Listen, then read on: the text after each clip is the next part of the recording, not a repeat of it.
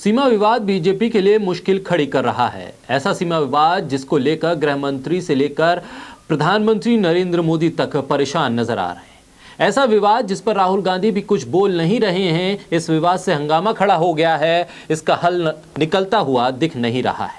मामला उलझता सा जा रहा है। ये चीन और भारत की सीमा का विवाद नहीं है, ना ही पाकिस्तान या बांग्लादेश के साथ उलझा हुआ कोई मसला है। ये विवाद तो देश के भीतर का है। असम और मेघालय की तस्वीर हम देख चुके हैं। ये विवाद वो भी नहीं है। ये विवाद है एक और राज्य का, जहां पर कर्नाटक और महाराष्ट्र का नाम सामने आता है। महाराष्ट्र और कर्नाटक की सीमा के कुछ इलाकों पर दोनों ही राज्य दावा कर रहे हैं, कोई भी पीछे हटने को तैयार नहीं है। पेश तो यही नहीं बल्कि इससे आगे भी है। दोनों ही राज्यों में बीजेपी की सरकारें हैं, लिहाजा सियासी नफे नुकसान के बीच हल निकलता नहीं दिख रहा है। बोलता हिंदुस्तान पर मैं हूं आपके साथ मिर्जा शाकिर अली बेग। कर्नाटक विधानसभा में सर्वसम्मति से महाराष्ट्र के साथ सीमा विवाद पर कर्नाटक ने एक प्रस्ताव पास किया, जिसमें राज्य के हितों की रक्षा करने की बात कही गई। साथ ही महाराष्ट्र को 1 इंच भी जमीन नहीं देने का संकल्प लिया गया। महाराष्ट्र सरकार ने भी एक प्रस्ताव सर्वसम्मति से पास करके कह दिया कि मराठी भाषी इलाकों पर महाराष्ट्र का हक है, उसे महाराष्ट्र में शामिल किया जाए। बेलगांव के अलावा और भी कई इलाके हैं जिसमें बीदर जैसे शहर भी शामिल है, और साथ ही कर्नाटक के 865 मराठी भाषी गांवों को भी महाराष्ट्र में शामिल करने के लिए सुप्रीम कोर्ट में भी पैरवी करने की बात कही गई। इस मुद्दे को लेकर कई बार हिंसा भी हो चुकी है, माहौल खराब भी हो चुका है। लिहाजा ये समझना जरूरी है कि इस मुद्दे की जड़ क्या है, जन्म कहां से हुआ और क्यों हुआ। कर्नाटक जो पहले मैसूर के नाम से जाना जाता था, आजादी के बाद 1948 में मैसूर भारत का पहला राज्य बना। 1 नवंबर 1973 को मैसूर का नाम बदल के कर्नाटक कर दिया गया, इसलिए कर्नाटक राज्य की स्थापना का दिवस 1 नवंबर है। उससे पहले 1956 में बीजापुर, धारवाड़, गुलबर्गा, बीदर के साथ बेलगाम जिले को तत्कालीन मैसूर राज्य की सीमाओं को बढ़ाने के लिए मैसूर राज्य में शामिल कर दिया गया।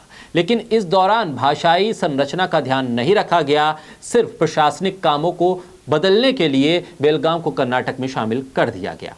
महाराष्ट्र ने बेलगाम पर दावा किया, जो उस वक्त बॉम्बे प्रेसिडेंसी का हिस्सा था, क्योंकि उसमें मराठी भाषी आबादी का एक बड़ा हिस्सा रहता था, जिसमें 814 मराठी भाषी गांव भी शामिल थे, जिस पे महाराष्ट्र का दावा है, जो आज भी वहीं का वहीं खड़ा है। वर्तमान में कर्नाटक का यह हिस्सा है, और उस समय केंद्र सरकार ने एक सिद्धांत के अनुसार सभी राज्यों के सीमा मुद्दों पर समाधान निकालने के लिए जो फार्मूला दिया था, उसके तहत 4 बिंदुओं को आधार माना गया था। इसमें भाषाई बहुमत की सबसे बड़ी मांग थी, साथ ही भौगोलिक निकटता को भी ध्यान में रखा जाना था, गांव का तत्व और लोगों की इच्छा पर भी काम होना था। आज भी भाषाई बहुमत के मुद्दे पर सीमाएं तय की जाती हैं, लेकिन बेलगाम सीमा के मामले में इस मुद्दे को दरकिनार किया गया, इस पर विचार नहीं किया गया। इसके बाद से ही ये विवाद बढ़ने लगा। 18 साल पहले 2004 में महाराष्ट्र सरकार ने इस सीमा विवाद को सुप्रीम कोर्ट में चुनौती दी थी। महाराष्ट्र सरकार ने 814 गांव पर अपना दावा ठोका था और सौंपे जाने की मांग की थी। 2006 में सुप्रीम कोर्ट ने सुझाव दिया था कि इस मसले को आपसी बातचीत से हल किया जाना चाहिए। साथ ही ये भी सुझाव दिया था कि भाषाई आधार पर जोर नहीं देना चाहिए, क्योंकि इससे परेशानी और बढ़ सकती है।